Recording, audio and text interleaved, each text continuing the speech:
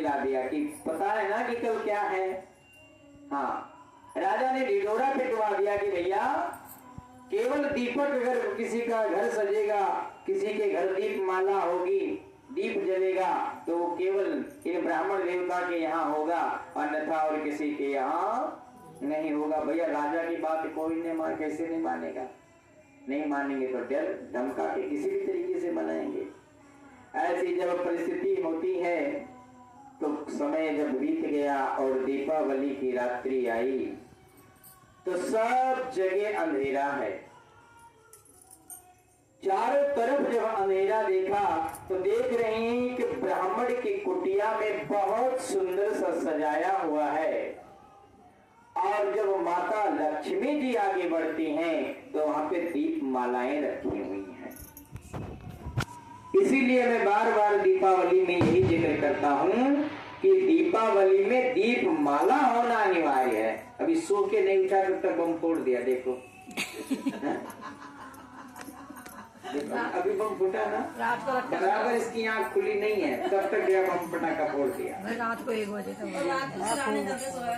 लेकिन शास्त्र कहता है कि अपने पर्व को सुंदर बनाने के लिए दीप मालाएं जरूर लगाएं। लक्ष्मी जी आती हैं, जगमगाते हुए घर में दीप मालाएं जल रही हैं। ब्राह्मण देवता बिल्कुल सतर्क होकर के बैठे हैं। और जैसे माता लक्ष्मी जी ने पहला कदम रखना चाहा, हाथ जोड़ करके ब्राह्मण देवता खड़े हो गए। हे देवी जी, आप कौन हो? और मैं आपको पहचान गया, आप हमारे घर में प्रवेश मत करो। लक्ष्मी जी हक्की बक्की रह गई। अभी तक तो परेशान थे कि हमारे घर लक्ष्मी आए, अब जब मैं आई हूं तो मुझे मना कर रहे हैं कि हमारे घर में प्रवेश मत करो। क्यों? मुझे आप अपने घर में प्रवेश करने से क्यों मना कर रहे हैं? ब्राह्मण देवता ने कहा कि आपका पति बहुत निष्ठुर है। इतने उम्र बीत गई पूजा करते करते करते करते, एक बार भी दर्शन नहीं दिए। और जितनी वो निष्ठुर है उतनी तुम चंचल हो, आज आई हो कल भाग जाओगी। इसलिए मैं नहीं चाहता ऐसा करना। नहीं नहीं, ऐसा नहीं होने दूंगा मैं।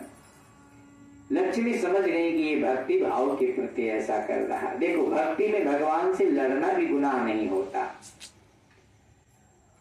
ये सदैव ध्यान। पर भक्ति का युद्ध हो, धनुष बाण और कटाक्ष वाला युद्ध नहीं। भक्ति में भीषम भइले विभोरे कहै लगले सुन ले नंद लाला।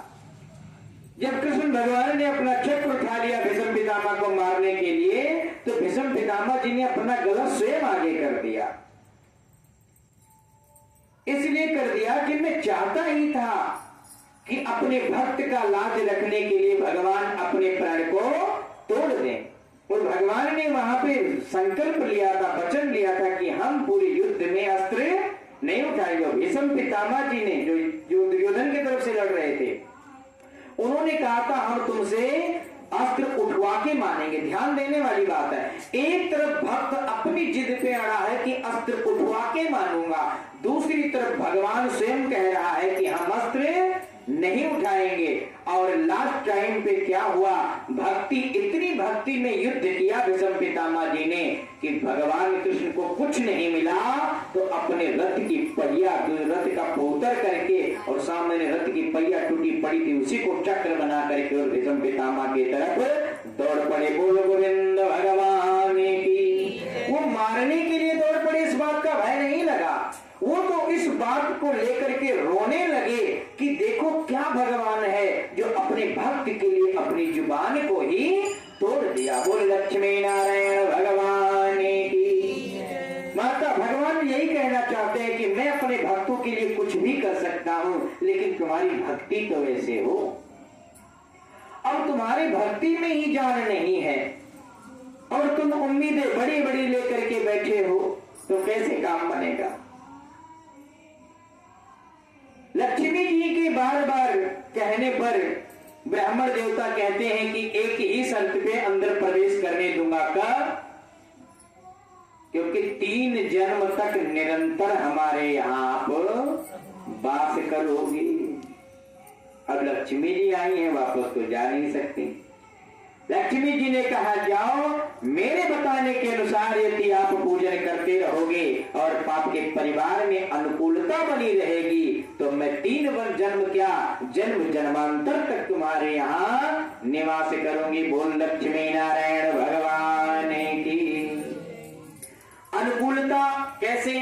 क्योंकि रामायण में अनुकूलता लिखा है कि जहाँ सुमति तहाँ संपत्ति नाना, जहाँ सुमति तहाँ संपत्ति नाना, जहाँ कुमति तहाँ विपत्ति निधान। ये शास्त्र कहता है कि जहाँ सुमति से रहा जाता है, एक मत से रहा जाता है, दांत पीस के नहीं रहा जाता है, वहां संपत्ति स्वयं चल करके निवास करती है।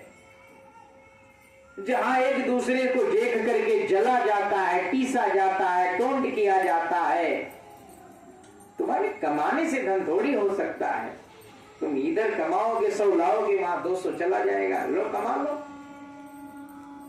इसलिए निरंतर प्रयास करो कि खुश रहने की कोशिश करो। और ये अपने इस चोला से ये सदैव तुम्हारे पास कुछ हो ना हो, लेकिन तुम्हारे पास क्या है? तुम्हारे पास मीठा शब्द है, सुंदर वाणी है, हाथ है, सेवा है, नेत्र है। जो तुम्हारे पास है वो तुम लेकर के और सुकूनता से अपने जीवन को व्यतीत करो।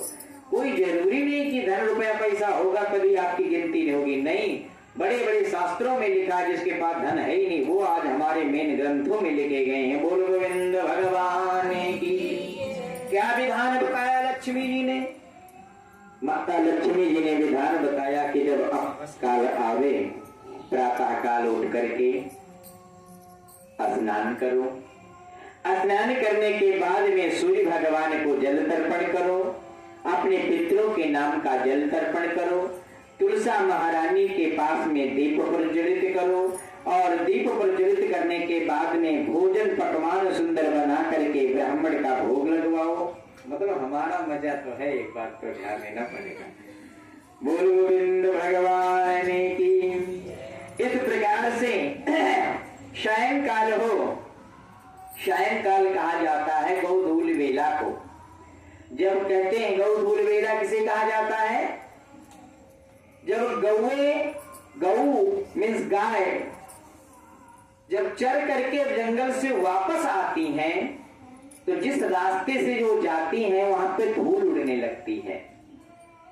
और वो वापस कब आती हैं? जैसे सूर्य अस्त होता है।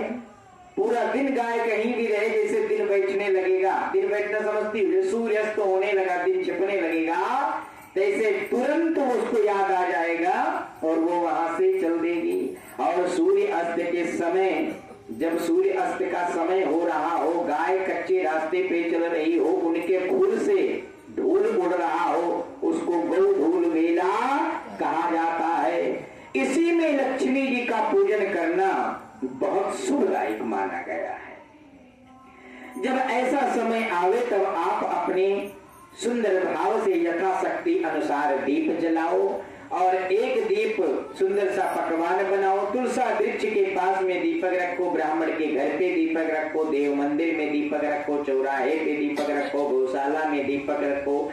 और इस प्रकार से दीप जला करके और श्रद्धा पूर्वक गणेश भगवान का, माता लक्ष्मी का पूजन करो। और पूजन करने के बाद में जिसमें पुष्प, कमल इत्यादि, धनिया और एक